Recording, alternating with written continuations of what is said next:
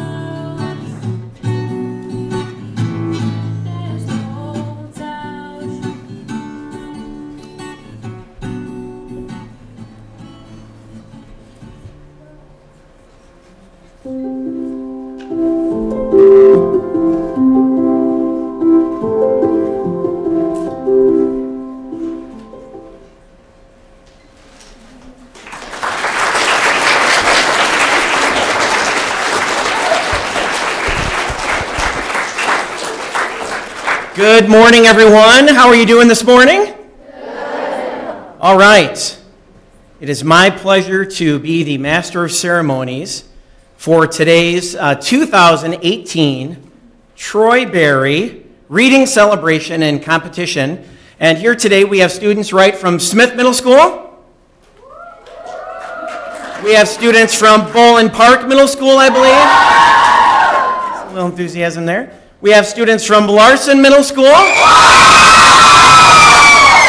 A little louder. And we have students up front here from Baker. All right. My name is Mark Dajak. I currently serve the Troy School District as Deputy Superintendent for Teaching and Learning. And this is an event that I have been able to participate in and serve as a Master of Ceremonies ever since I left Troy High School as principal and became a member of Central Office, and I never want to miss it. Today's event celebrates the promise of reading, the promise of learning, and what books can do for everyone, imparting knowledge, expand ideas, share different viewpoints, and open up the world to anybody who has a book in front of them. So wonderful, wonderful experience for our students, and how fortunate are we, students, community members, parents, teachers, and administrators right here in the Troy School District that have such a rich academic environment where students thrive on reading. There are races to the Media Center to get the Troyberry books in front of other students. Students are sharing ideas about books, sharing ideas about their perspectives, and learning in new ways because of the commitment of the folks here in the Troy School District. It's an honor to be part of this ceremony. I welcome the students from the 4 middle schools, and we also have some other folks here today that support Troyberry every year, and I want to make sure that we recognize them. I also want to send a welcome on behalf of our superintendent, Dr. Richard Macheski. He is at a meeting right now working with elementary teachers and couldn't be here. Normally, he attends this event, but I know he is a Troyberry fan, a huge Troyberry fan, and he definitely sends his regard to everyone today. Our distinguished school board members who are supporters of Troyberry, our school board provides policy guidance and helps us provide the resources for our media specialists, teachers, and students, so you have access to the books that are part of the Troyberry competition every year. So we thank them for their leadership. Our Troy administrators who support this program with us here today: Assistant Principal at Larson, David Recker; Principal at Smith, Mr. Fulcher is here. We also have Jennifer Gottlieb, our Director of Student Growth, Accountability, and Equity here. Our administrators at all of our middle schools and across the district are big supporters, and we thank them. Our Troy Public Library media specialists and librarians who are strong supporters of Troyberry, who are here today, know that we thank you for your partnership and your ongoing engagement with our students in this learning community to support reading and learning across Troy.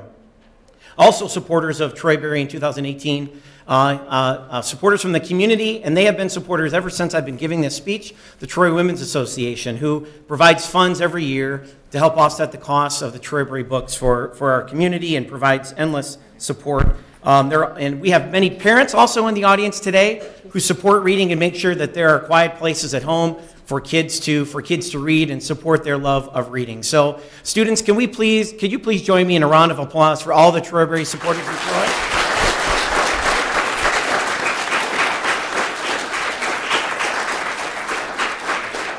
I have one more guest and acknowledgement for today. We have today the special honor of having one of our Troyberry book authors, the author of Ahimsa, here today with us to share in this celebration of reading and learning in the Troy School District. And I would like to recognize and thank author Supriya Kelkar for providing her time and energy and support of reading in the Troy School District today. Thank you so much for doing this.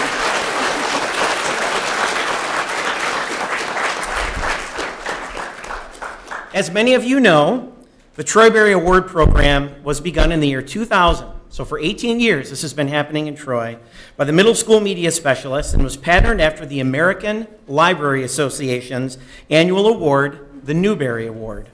Our Troyberry Award Program allows our Troy middle school students, all of you, the opportunity to voice their opinion on the best book published for kids during the previous calendar year.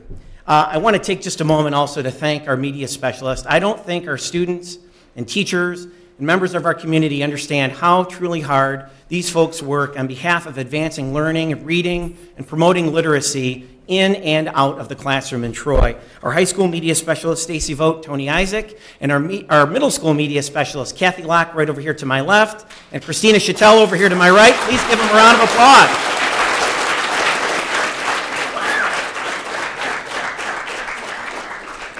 They just do amazing work in making all of this happen.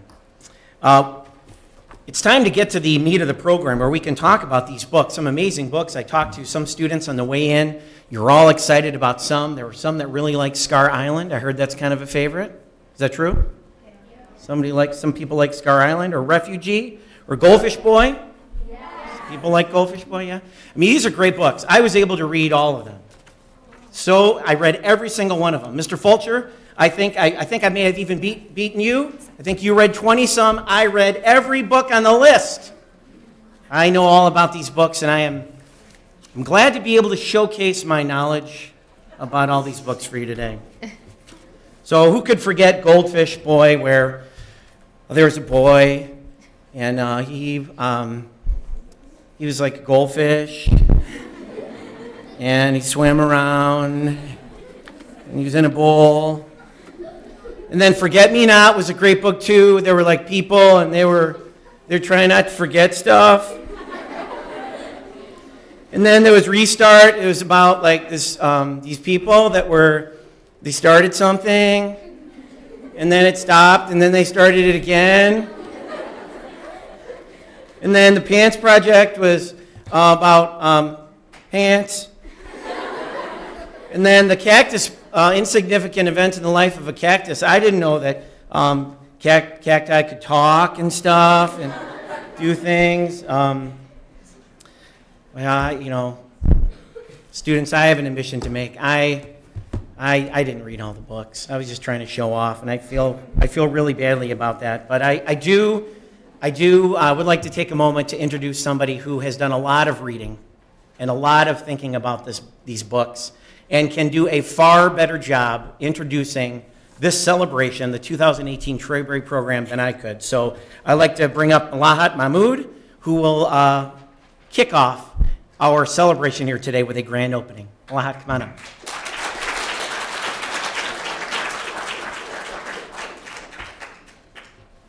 A girl ran into a library with her eyes full of fear. Mrs. Chattel, Miss Locke, oh dear, oh dear. What is it? They both inquired, brows furrowed with concern. I've got nothing to read and no books to return. They slowly smiled, and a grin formed upon their face. Don't worry, it's all right. You've come to just the right place. Mrs. Chattel ran into a room and came back with her arms full of books. Miss Locke and I have chosen all these books for you to read. Take a look, take a look. Thanks to middle schoolers from Troy, we formed a list of the top 30. We'll tell you about them all, said Miss Locke. Don't you worry. The Metropolitans is about 4 kids that go on an adventure so great, they develop magical powers along the way. Mrs. Chattel held a book with a cover that looked misty and green. Siren Sisters follows a girl who will transform into a siren when she becomes a teen. Scar Island is about a boy on an island who has a secret so dark and mysterious. And when he gets stuck on an island with the other boys, they get a little delirious. Miss Locke picked up a book that had fallen to the floor. The Explorer is about kids who end up in the Amazon. Will they survive? Can't tell for sure. Forget Me Not is a book written in free verse poetry. A girl doesn't want anyone to know she has Tourette's, so she lives woefully. Train I Ride is about a girl who is leaving her home, and she realizes in her life maybe there is some hope. Mrs. Chattel points towards 2 books stacked on top. If you like sports books, you like Undefeated in the Playbook a lot. Invisible Emmy is a great graphic novel that you might relate to. By the way that Emmy views herself as, you might feel that way too. The Pants Project and Amina's Voice are about kids who are different from the rest, but they know that all they can be is their very best. One for Sorrow, Thornhill, The Doll's Eye, and Spirit Hunters are great horror books. I promise that they will all leave you shook. Post-it and Restart both deal with the idea of what is right and wrong. But in the end, you must make the right choice and remain strong. Miss Locke pointed towards a book very excitedly.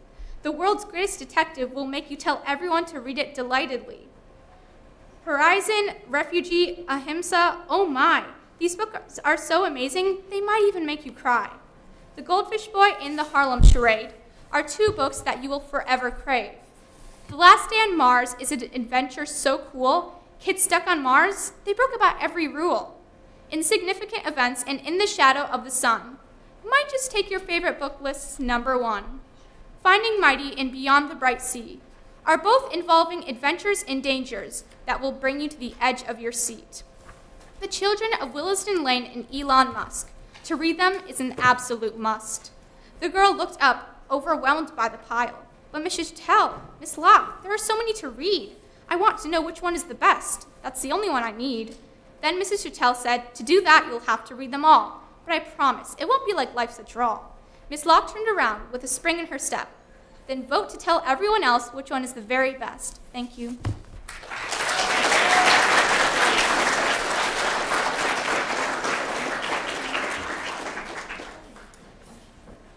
It is a pleasure to work in a district where the students are more talented than those that work in the district. Thank you, Malahat. That was wonderful. Thank you so much. Now it's time for me to step aside and allow our student MCs from our 4 middle schools take over the rest of the program for everyone here and everyone that's watching. So I'm going to introduce them to you one at a time. From Bacon Middle School, we have Hardik Gupta. From Larson Middle School, we have Ashley Richmond. From Boland Park Middle School, Allison Liu. And from Smith Middle School, we have Titi Agarwal. Now let's turn the program over to our student masters of ceremony. Come on up, students.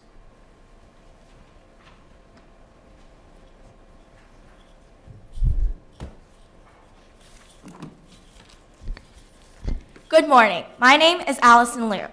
In order to find the best books published in 2017 for our Troyberry program, our media specialists asked for suggestions from Troy students and teachers. We will be honoring several students and staff today who were the first to find and recommend books that made it to the 2018 Troyberry Top 10 list.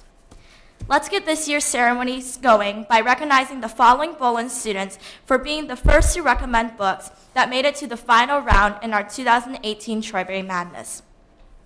Congratulations to Sanjana Sharma, who suggested The Goldfish Boy, Malahat Mahmood, who suggested Scar Island, and Paul Griesman, who suggested The Children of Williston Lane. Sanjana, Malahat, and Paul, you will each be receiving a gift card to Barnes & Noble for your excellent recommendation. Please give them a hand.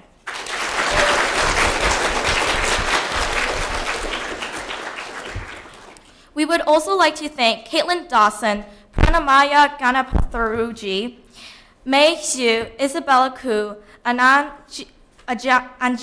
Sanil, and Varsha Shachihar Kadur for sharing their artwork in our opening video today.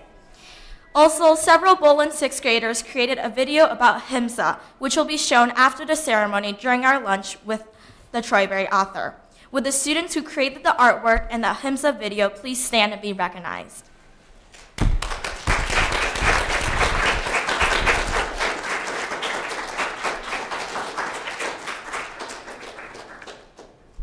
This year, the media specialists asked teachers to work with their students to submit Troyberry Madness class brackets. The classes with the closest to perfect brackets have won an opportunity to Skype with one of the Troyberry nominee authors.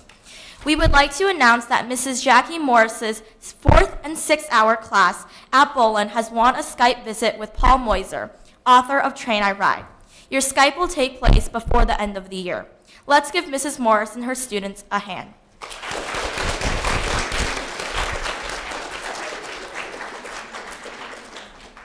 In addition, we have another winner from Boland. 6th grader Henry Balagia was the only student in the entire school district to turn in a perfect Troyberry Madness bracket. Henry, you will receive a $25 gift card to Barnes & Noble for accurately predicting this year's Troyberry books. Please stand, Henry, to be recognized.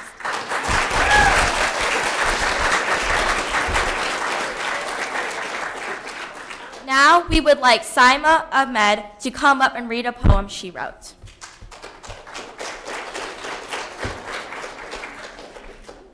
Hi, my name is Saima Ahmed, and I wrote this poem about all the Troyberries this year. Adventure. It can be good, or it can be food. It can be bad, says someone's dad. It can be the adventure you have as a refugee, or as someone who says, forget me not. Adventure. I would never forget that audacious lot in the train I ride, and I still followed the same tide to Scar Island. It isn't even a highland anymore. Adventure. I would like to open the door and pretend that I am the explorer, but because our imaginations are the only things that keep us tethered on the shore of sanity, that the insignificant lives of a cactus are significant. Adventure. Like the one in sports, like the one in the playbook, and like this you can be undefeated, just like Jim Thorpe and the Carlisle Indian School football team. But in some games, you have to restart. Adventure. The children of Williston Lane had it. They showed hope and courage, looking beyond the mirage into the future, into Elon Musk and the fantastic future. where disappearing is too easy. Just look at Invisible Emmy. Sorry, don't forget that you can't. Don't be the goldfish boy with a 3-second memory and a big problem. Adventure is everywhere. It's posted in the halls. It's in the Harlem Charade, and as the PANS Project was made. And the Metropolitans, who got to solve riddles and make sacrifices for the greater good. Adventure. They tell you to stay together, like the Siren Sisters, but they use their voices to make their choices. Amina's voice is used to make more than just choices. It's used to make a difference. But it's easiest to use a Hamza, right? Adventure. It can be scary, like seeing the doll's eye in the middle of the night scary. Like being spirit hunters on top of a thornhill scary. Such an adventure scary that you would give up one for sorrow. Adventure. I see it in the horizon. It's there. It's in the last day on Mars, hiding in the shadow of the sun and just beyond, out of reach, beyond the bright sea. And this makes me want to be finding mighty things. And being the world's greatest detective, this shouldn't be too hard, because adventure is my forte, and it's the one thing that brings together all Troyberries, and it's the one thing that you will always see in these books, adventure. Thank you.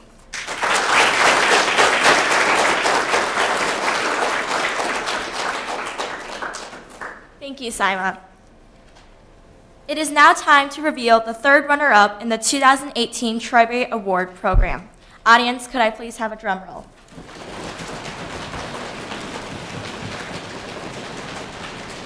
The Troyberry 2018 third runner-up is Forget Me Not by Ellie Terry.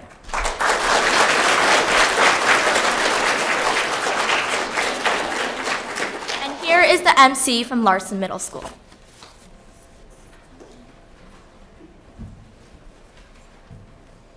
Good morning, everyone. My name is Ashley Richmond. We would like to thank Larson student Lassia Coley for sharing her artwork with us in the opening video. Please stand and be recognized.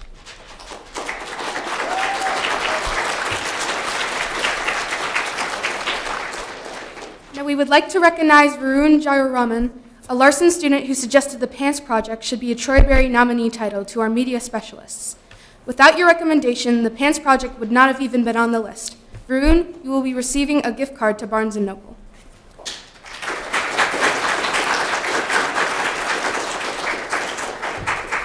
We have another class who has won an author Skype for having a great Troyberry Madness bracket. We would like to announce Mrs. Muller's 5th hour 6th grade English class at Larson has won a Skype visit with Ellie Terry, the author of Forget Me Not. Your Skype call will take place in May. Let's give Mrs. Muller and her students a hand.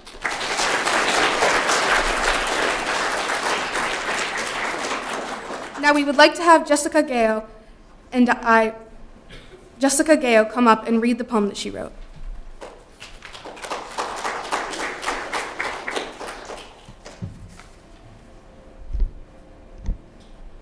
My name is Jessica Gao, and I will read a poem that I wrote about Horizon. A team, a robot competition, a boy returning a stolen sword, all going to Japan on an adventure they won't forget. A plane crash in the Arctic that ends up in a jungle with futuristic creatures and 2 glowing moons and gadgets that mess with gravity. They must work together or they will never see their families again. Where are they and how do they go home?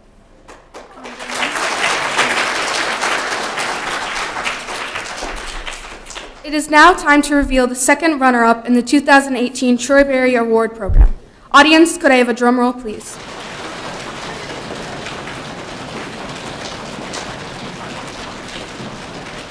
The second Troyberry runner-up is Restart by Gordon Corman.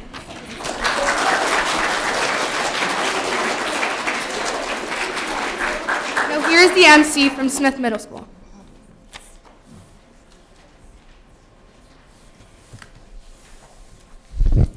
Hello everyone, my name is Deepthi Agarwal. We would like to say thank you to Leigh Cerulli, Mary Drimlak, Allison Guerreau, Trisha Malampudi, and Fiona Sampson for sharing their artwork in the opening video. Also, thank you to Mary Stout, who wrote an original song inspired by the Troyberry book Forget Me Not. The song was played during the opening video today. Would you all stand and please be recognized by your artwork and music.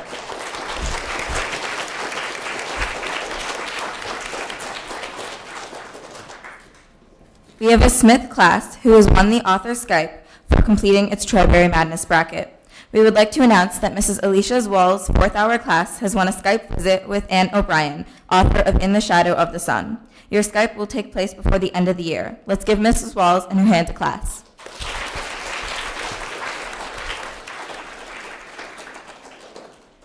We would also like to recognize Trisha Malampudi and Joshua Epen, 2 Smith students who suggested to their media specialists that Spirit Hunters and Restart, respectively, should be Troyberry nominee titles. In addition, we would like to recognize Mrs. Alicia Walls, who recommended Forget Me Not as a Troyberry nominee. Without your recommendations, these titles would not even have been on the list. Trisha, Joshua, and Mrs. Walls, you will each be receiving a gift card to Barnes & Nobles.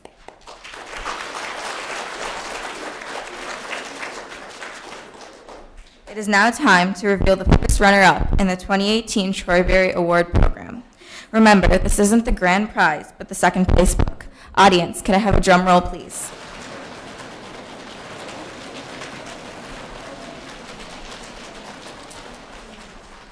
Insignificant Events in the Life of the Cactus by Dusty Burrow.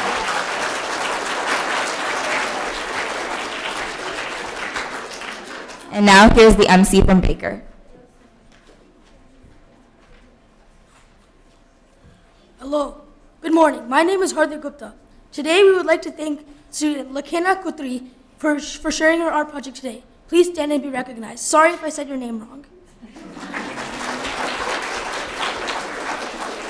We also have a class who has won an author Skype for having a great Troyberry Madness bracket.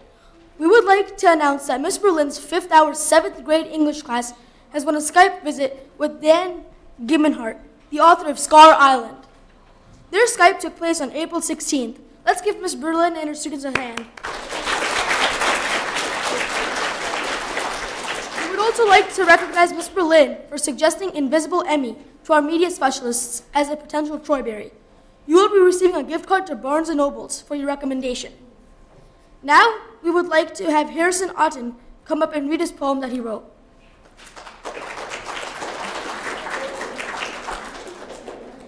Hello, fellow Troyberry readers. My name is Harrison Otten, and I will be reading to you The Worst Boy You Could Know, a poem based off of the book Restart by Gordon Corman. Chase, the worst boy you could know, falls off the roof at his home. He lost all his memory. He doesn't know his past crimes. When he goes back to school, everyone thinks he is so cool, but he doesn't know why. Some people are uneasy with him, but he doesn't know why. Brendan, the smartest boy in school. He entertains himself by making YouTube videos too. When Chase sits down at his lunch table, they decide to do a video together. They then are friends forever. Shoshana hates Chase with all her guts, hates him so much she poured frozen yogurt on his head the first chance she got. A story about a bad kid who gets a clean slate. Even though some people might hate, he still makes new friends, including a war veteran, and he is able to redeem himself to no end. Chase, the worst boy you could know. Thank you.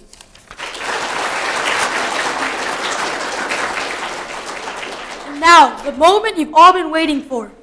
It is time to reveal the winning book at the 2018 Troyberry Award Program. Audience, can I please have a drum roll? And the winning book for the Troyberry 2018 Troyberry Award ceremony is Refugee by Alan Bass.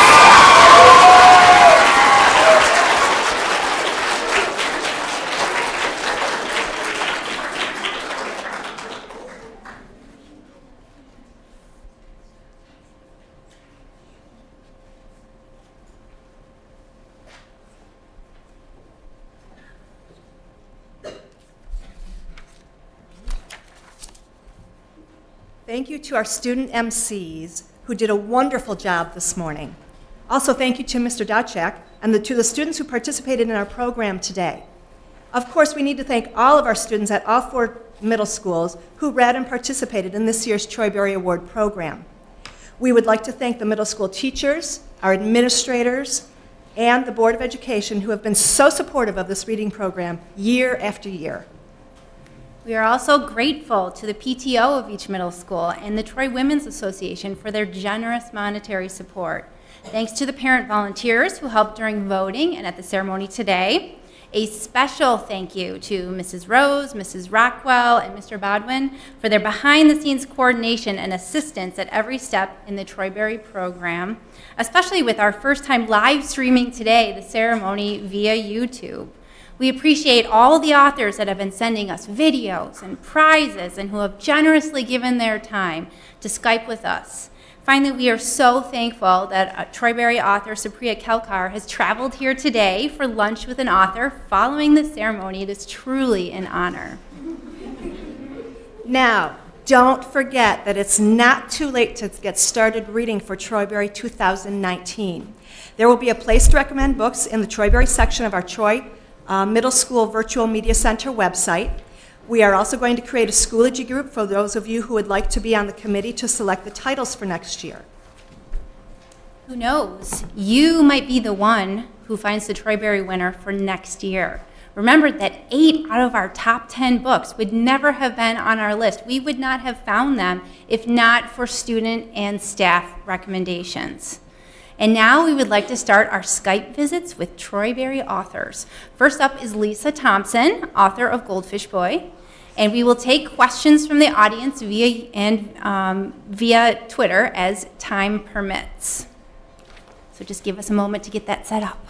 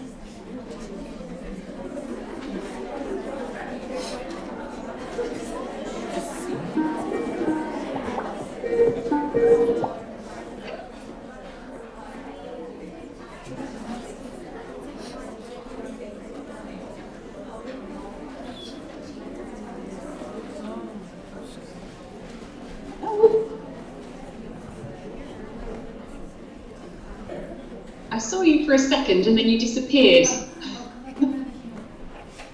hi. Hi. Tell her we're having technical difficulties. We're having technical difficulties. Give us one. Okay, I can hear you. So don't worry. You might need to click on the... Oh, there we go. I can see you. Can you see me? Yes, we can. Hi there. Hello, everyone. All right, I think we're good. I'm Christina Chattel. And I'm Kathy Law. Christina, hello. Nice to see you. Thank you for organising. I've been watching YouTube. It's amazing. Oh, thank you. We are so happy to have you here in Troy, Michigan. Where are you calling us from now? So I'm in Suffolk, in the UK. So I'm about a couple of hours from London. Okay. So I'm in a little village in the countryside. Oh, awesome. All right, Troy students, can we give Ms. Thompson a hello? Can you guys wave and say hi? Hi everyone, you've got some very, very talented students there. The poems were amazing. I'm very, very impressed. They were. Well, we're going to let you say a few things. Yeah. And then we'll have some questions. Fantastic. Okay. So, thank you.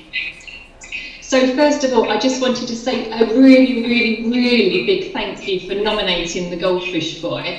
I know it's quite a long process, isn't it, the Troy-Berry Awards, and I've been watching each stage and I've seen my book up against other books and thinking, oh, you know, will I get to the next round? So when I got through to the last 10, it was brilliant. I'm so, so pleased. So thank you to all of you who have read the book and enjoyed it, and also passed it on to other people. If you like the book, recommendation, I think, is one of the best things. Thank you. My friend comes to me and says, you really must read this book, then I'm sold, really. So word of mouth pass on book to friends that is wonderful. Authors, fantastic. So have you all had a good time reading the books? Yes. Fantastic. And thank you. I saw there was somebody who suggested the Goldfish Boy. Was it Henry, I think his name? So thank you. I don't know if there was somebody or a teacher that suggested. Yeah, I think she's actually watching back at school. I don't think she's here today. It was Sandra. Right. Yes. Right. Could you turn down your volume just a little bit? We're getting a little feedback. Okay. So, Is it better? Can you still hear us? I can just about. Okay, maybe. Yeah, turn it up a little bit for yourself then. Okay, that's good. Okay, thank you. So I just to briefly tell you, I know you've got lots to get on with this. So I started writing The Goldfish Boy. It all started out as a short story. Do any of you like writing short stories? Yeah. Hands up if you like to write short stories. Yeah. Oh, lots and lots of you, all keen writers. So when I was thinking about writing, I thought I would never be able to write a book because I thought you had to have the whole book in your head. You had to know the beginning, the middle, and the end all at once. And only then could you start and write the book. And I thought, there's no way I can do that. My brain's digging. So I started with short stories, and I wrote the book about a boy called Matthew who watches the world from his window. He's too frightened to leave his room. And I just found Matthew's voice came really, really easily to me. So somebody suggested I turned it into a novel, and I did. And I didn't know the ending. Those of you that have read the book, you'll know there's a little toddler, a little boy called Teddy who goes missing. I was halfway through the book, I still didn't know what had happened to Teddy. So you don't need to know the ending of the book before you start. Start is the most important thing. So if ever you think a book's too hard or too long, if you break it down, chapters are just like short stories really. So if I can do it, all of you can do it. That's something you want to do. So I wrote The Goldfish Boy not that long ago, and my second book is called The Light Jar. Now this is the UK cover. The UK has The Goldfish Boy is completely different over here as well. So there's the British cover for The Goldfish Boy, which is very different to your one here. But so I don't have a copy of the American version yet, but this comes out in 2019. So think of it for your Troy Brief Awards next year. I think it's February next year. And the cover, I've seen a photo of the cover and it's fantastic. It's really mysterious. And this is about a boy. This is all about what happens to your imaginary friends when you don't meet them anymore. And I think you might like it. So there's lots of twists. I love stories with twists. So have you got any questions that you'd like to ask me?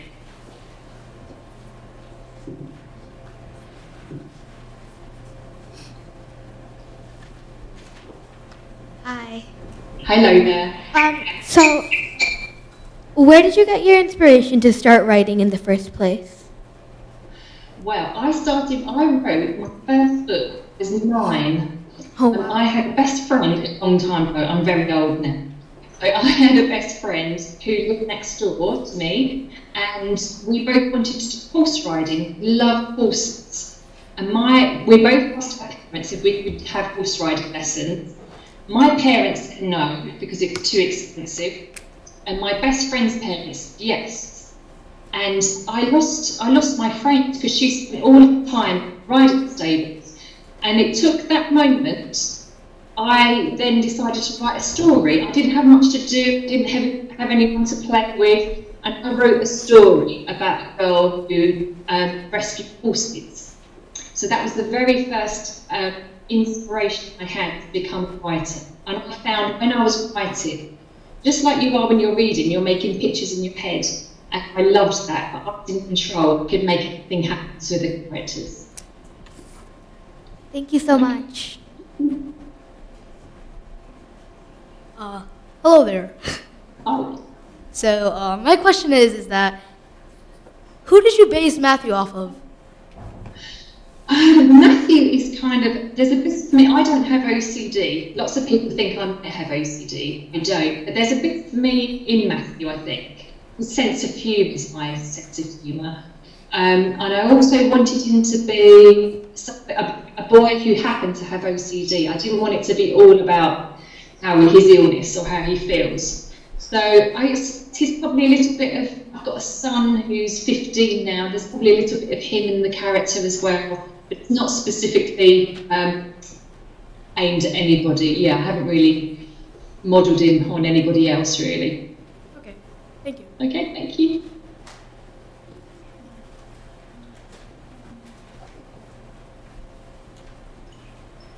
Hello, is Goldfish Boy the first book you've written? It is, yes. So apart from the book I wrote when I was 9, I took a long time to get the confidence to write a full-length book. So yes, The Goldfish Boy is my first novel. Okay, thank you. Thank you. What challenges did you face writing a character with a disability? Sorry, can you repeat? What challenges did you face writing a character with a disability? I was quite nervous doing this actually because I said I don't have OCD, and I was worried a little bit of portraying it wrongly. So I did lots of research and I spoke to therapists, I spoke to people with OCD. So before I started, it was really anxious. But when I started writing, I found all those anxieties went away, and I really got into the character, and I didn't really worry so much. And after I'd written the book, I had some people read it to make sure it was okay and it sounded, I was on the right level with how I was portraying him. So I didn't worry too much once I got going. It was more before I started I was worried. Thank you. Okay, thank you. Like you said, Goldfish Boy is your first book. So I'm just wondering, were you nervous when you sent it so it can be published?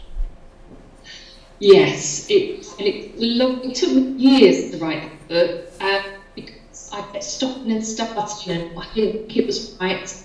And then I sent it to agents because you need to get a literary agent before you get a publisher. So that was really scary. But once I sent it, I had a lot of interest, so it worked really well in the end. And I think the more I'm writing, the more confident I'm becoming. So I'm writing my third book now, and I'm starting to learn what works, what doesn't work, how the best way is to write. So, and also I would say The Goldfish Boy took me probably 2 to 3 years, and The Light Jar took 6 months. So I kind of had to really do it. It's like having a really big homework assignment because you get deadlines from editors and publishers. And yeah, so it's different. So I'm still learning, and I'm very old. Thank you. Thank you. How was your experience when you worked at BBC? My experience at the BBC? Huh? How was your experience when you worked at BBC?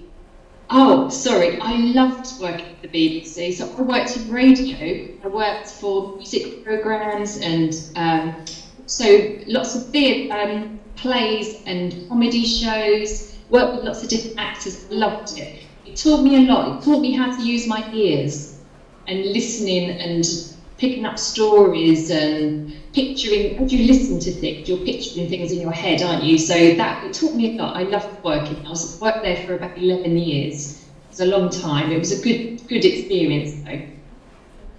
Thank you. Great, thank you. What software do you use when you write? What software? Yeah. I just use Word. So I bought something, I can't remember, Scrivener. There's a package called Scrivener. But I kind of bought that when I'm halfway through a book. I think I might start using it when I'm on my 4th book. But I spent a lot of time making excuses not to write. And one of them was, oh, I didn't have a good computer, or I need to get this. But you don't really. All you need is a piece of paper and a pencil. It's harder. I find it easier to type to write a book than to handwrite it, but don't let anything stop you. Thank you. How did you come up with the title? The title came about quite late on in the book. I think originally I called it From the Window, and then when the character of Casey started calling it Goldfish Boy, thought, oh, that's a really good title. And it came like a good 6 months to a year after I'd written the book. So it took a long while. Titles are quite hard. You need something quite snappy. So I'm really pleased with the title. Thank you. Where did you get the idea to have Teddy be kidnapped? Well, when I did a first version of the book, not a great deal happened. So Matthew used to watch the neighbours in his close and not what was happening really. Then I think it was my agent said, we need a mystery, because mysteries are page turners. I love books where you read a chapter, you think, I'm just going to finish this chapter and then I'm going to go to sleep. But then you get to the end of the chapter and you have to carry on. That's kind of what we wanted to do. And I thought of lots of different things about what would happen, what mystery could be. And I'd already introduced the next door neighbours, and that's when I came up with the idea. So that's what I was saying, you don't need to know the whole idea before you start a book, because lots of ideas come while writing. Thank you. Have you always wanted to be a writer, like when you were a child? Yes, I have. I went through, so when I was 9 was when I really thought I wanted to be a writer. And then when I did my exams for my qualifications in high school, I remember writing short stories and thinking, this is wonderful. But I always thought, I'm not good enough, or maybe one day I'll do it. So I put it off until I was in my 30s, until I really took it seriously. I have always wanted to be a writer, yes. So it's a bit of a dream come true. Okay. Thank you. Thank you. Did you base your ideas of the book around the environment? Could you repeat that? Sorry. Did you base your ideas of the book around your environment? Well, the close, you know, the road is a dead end, so it's a cul-de-sac and it's just a semicircle. That's based when I was a child, where I used to play. I used to go riding my bike around on this road with my friend. So the houses, and there's lots and lots from my childhood in the book, but not all in one go, little tiny snippets. Like old Nina, you know, she has a lamp in her window.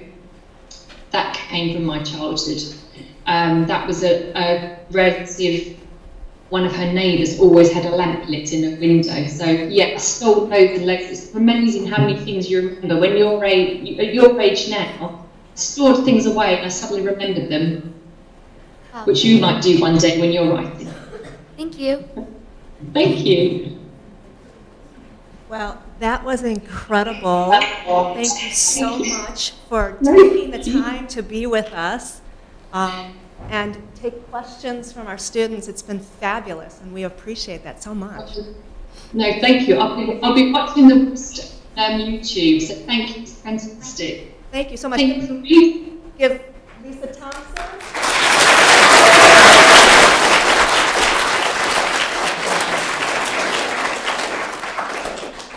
We look forward to the next book.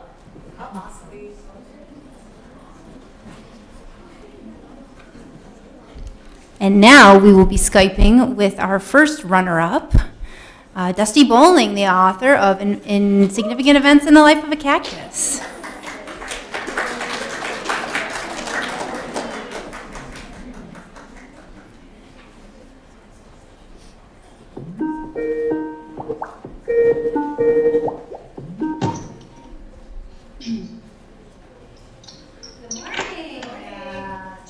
Good morning. How are you doing? Good, how are you? Good, everybody say hi, wave to Ms. Bowling. Hi, everybody. Welcome to Troy, Michigan. Thank you. Have you been watching the ceremony? Were you able to? I have been. It's pretty awesome, you guys. I loved all of your artwork, the poetry. It was incredible. You guys are so talented. It's been a really awesome morning for me to get to watch it all. And congratulations on being first runner-up. Thank you. I'm so honored. Well, we're going to turn it over to you for a little bit, and then when you're ready, we'll do a Q&A with you. Okay, great. Well, I just want to thank Troy students so much. Sorry, you guys, I have an echo. Hold on a second. It's hard to talk when there's an echo. If you try turning down your volume. I'm going to right. Where's my volume? No, come here. Sorry, guys. It's like not letting me for some reason. I don't know what's happening. How's that? Oh, it's still echoing. I don't know. Well, I'll try to ignore it. Sorry, guys. Anyway, I just want to thank you guys so much for making insignificant events in the life of Cactus your first runner-up. I'm so incredibly honored. This means so much to me because it's not something that's voted on by a committee of adults. It's voted on by the people that I wrote this for. So it's incredible to me. So thank you so much. I started writing about 10 years ago, you guys, and a big part of why I started writing was because of how much I loved books when I was your age. And I mean, books were so important to me during that time period in my life. I was going through some really tough stuff in my childhood, and books were just everything to me. They got me through some of the hardest times in my life. They were my best friends. They were my family. So to think that, you know, I could be writing a story now that kids are connecting with, possibly in the way that I connected with stories back then, it's just the most awesome thing in the world to me. So thank you so much.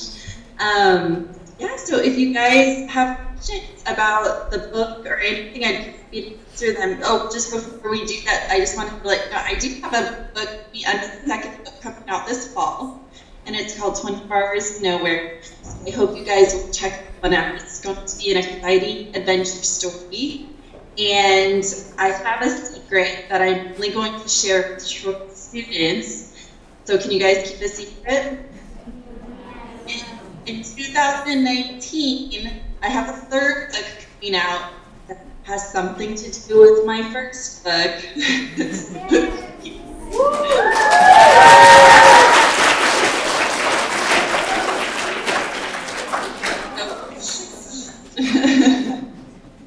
All right, I'll take your questions now if you have any.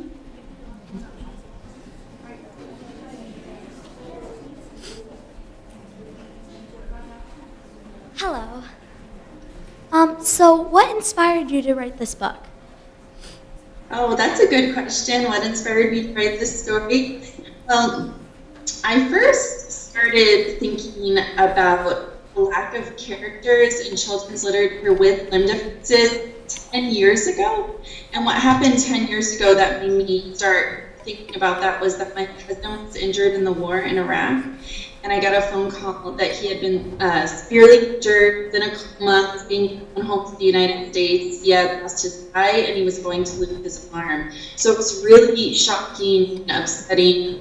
And fortunately, he couldn't make it home to the United States because he was in such terrible condition. They had to stop midway in Mexico to give him medical care. So while we waited for him to come home, I did a lot of research about what his life was going to be like with only one arm.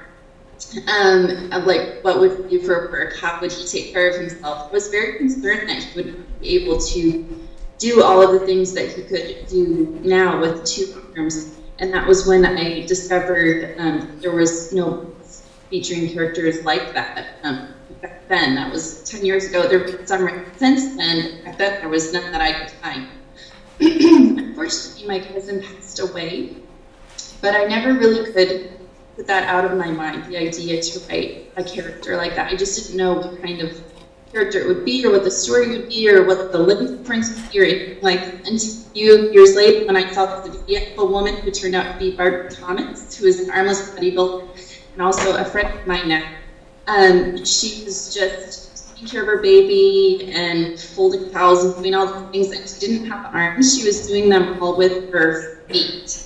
And it was incredible. Like, it's so eye-opening to me because I had thought that with one arm, my cousin couldn't do much of anything, and here was a woman with no arms showing that she could do everything that I could do. And I couldn't stop thinking about her, and I started looking at lots of videos about people without arms, because again, there wasn't really anything for me to read about them.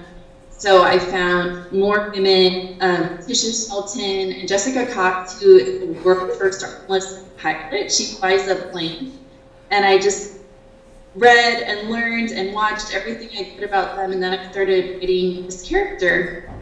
And then I reached out to Shelton, whose videos were so educational for me in writing Avon, and asked her if she would read my story. This was really awesome, and she did. And I was able to also share it with Barbie Thomas and Jessica Cox. And I wrote Connor into this story because when I first started writing Avon, my daughter, who's now 14, was just starting to have tics. And which would later turn into Tourette syndrome, but she was really struggling with them. And we were also finding out, how hard it was dealing with this stereotypical representation of Tourette syndrome all the time. So I wanted to write a more authentic representation of Tourette syndrome for my daughters and for all the kids with disorders. Because 2 of my daughters actually have tic disorder, and so does my husband. That's why I wrote it. Hi, I'm sorry for your loss. Just wanted to say that. And then me and my friend are writing a book, and I wanted to ask, are there any tips for up-and-coming writers you might have? Any tips for writers? Yeah. You guys are working on a book yourselves? Yeah, we are. So I can share with you some of the things that have been really helpful for me. When I first wrote Cactus, I wrote without any sort of an outline or synopsis or anything in mind. So what happened was I wrote the first draft really quickly, like a month, and then I spent the next 2 weeks rewriting and revising it. And that's because it was all over the place, because I did write it without really any sort of story goal in mind or anything like that. So now when I write a story, I write out a pretty detailed synopsis about the story. I think this looks a tiny bit with what the last author told you, but I like to know the ending of my story before I write it, because I think an ending is so incredibly important to a story. I think you can have an okay story that has a fantastic ending and people would come away thinking, this was a great story. You could have a fantastic story that has a big letdown ending and people believe going, that story wasn't very good. So the ending to me is important. Well, I like to know how it begins and at least how it ends, and then a little bit of flexibility in the middle. So I really recommend doing a synopsis for your story.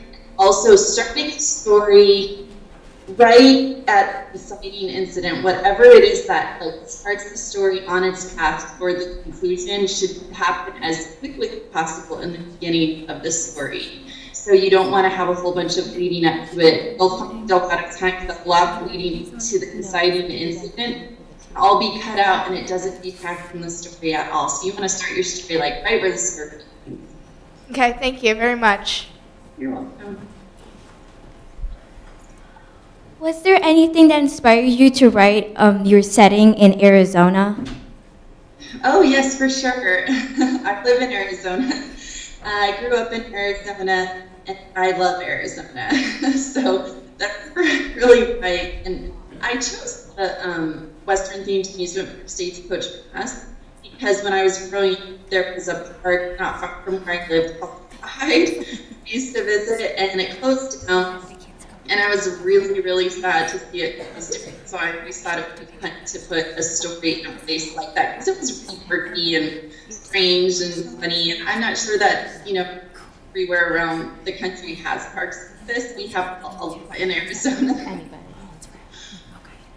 Thank you. Hello, my question is, who did you base the mental and attributes of Avon on, her personality, and who did you base it on? Avon's personality? Well, I think that Avon's personality is a lot of my personality coming out. So I read a lot of books with characters with disabilities in them, and a lot of times they're very serious, and they're also sometimes sad and very dramatic. And I just wanted a really lighthearted character who just was like, yeah, this is my disability, this is how I live, it's okay, I'm okay with that. And she had a really good attitude about it and a really funny personality about it. I don't think you read a lot of books featuring characters with disabilities that are funny, and I don't know why not, because people with disabilities have humor in their lives too. So I just wanted a different sort of character, I guess. Thank you. What made you name the book that you named it? So the title. Oh, what made me come up with the title? Was that the question? Yeah. Well, I personally did not actually name the book. My original title for this story was actually Brilliant Lights when I was trying to get a literary agent.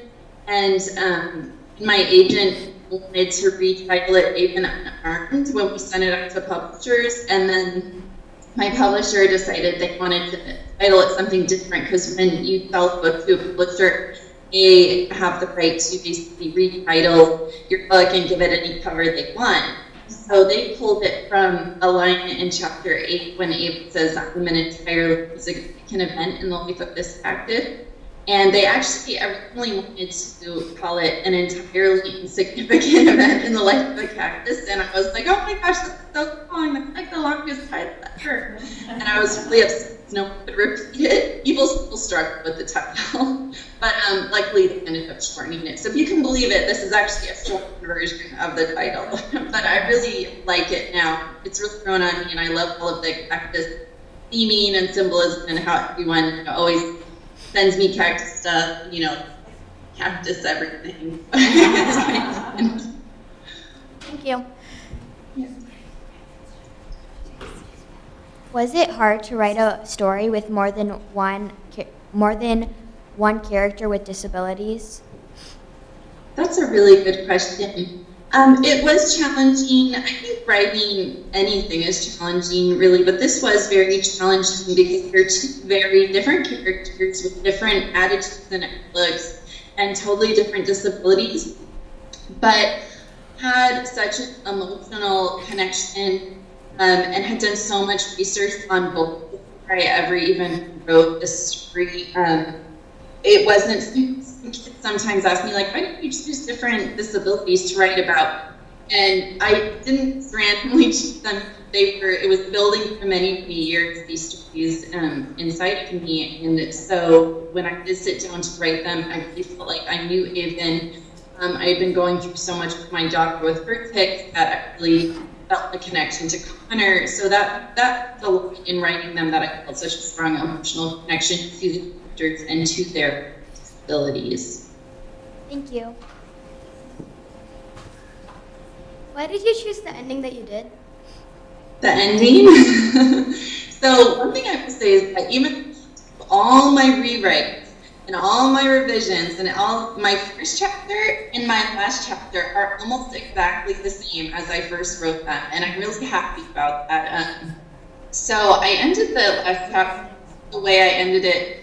I'm not sure exactly what part of the ending you're referring to. Like I end like the one the mystery with Abe going into the cafeteria. I think it's the one with the actual mystery ending.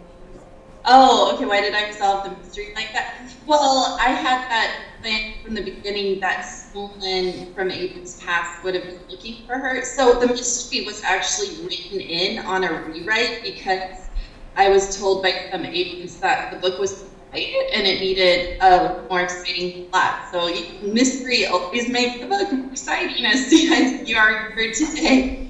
I involved a mystery into the story, and I knew I wanted the mystery to tie back to Avon. I didn't want it to just be about some other random person or anything like that. I wanted everything in the story really to come back to Avon. And so I thought, well, he's adopted, so maybe someone in her past is looking for her. And because it happens, and I love reading stories of people who are united with their family members after maybe they put for adoption and things like that. So that was really why I just thought it would be a really sweet, heartwarming resolution to the mystery.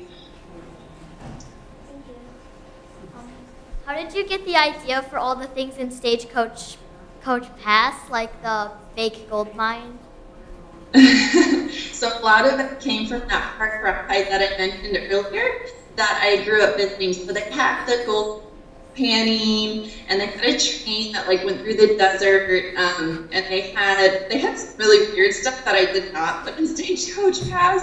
Like they had animals like chickens and ducks that they kept in like glass cages that you could put a quarter in, and the chicken would like dance, the duck would play the piano. And it was so creepy because when I was little, you didn't realize that these animals were like being tortured. So luckily they got rid of those, and poor animals went somewhere else because it was really not nice. So and stuff like that and Stagecoach Pass. But yeah, they had a petting zoo, and they did have back bites, had a steakhouse, and a lot of stuff that I put in Stagecoach Pass I pulled from Backbite, which I spent a lot of time at when I was little. This has been incredible with you. Thank you so much for taking the time, because I know it's very early in the morning for you. What is it, like 7:30? Yeah.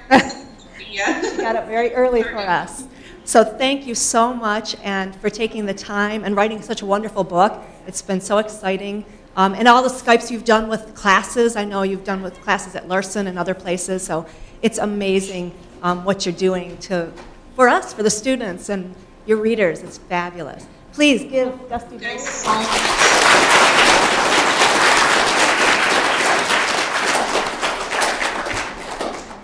Thank you. I was so happy to be here with you this morning, and I was blessed to get to watch your ceremony and see all your artwork and everything. It's been such a wonderful day for me, and just thank you so much again for making Cactus your first runner-up. I'm just so excited about it. Great. And we can't wait till the others come out. Yeah, so don't forget, you guys. It's only a little over a year away. Thank you again. Thank you, guys. Have a great day. You too. Bye. And that concludes our 18th annual Troy Berry Award ceremony.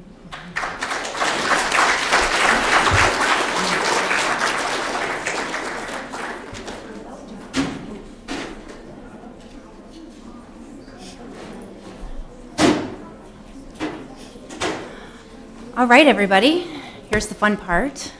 If that wasn't all already fun, we have some snacks for you. So now's the time for you to be able to eat your lunch and get your autographed book. So hold on, don't move, don't move. We are going to be directing you guys to come back one row at a time, to get your punch and cookies. And then we're gonna call, I think if anybody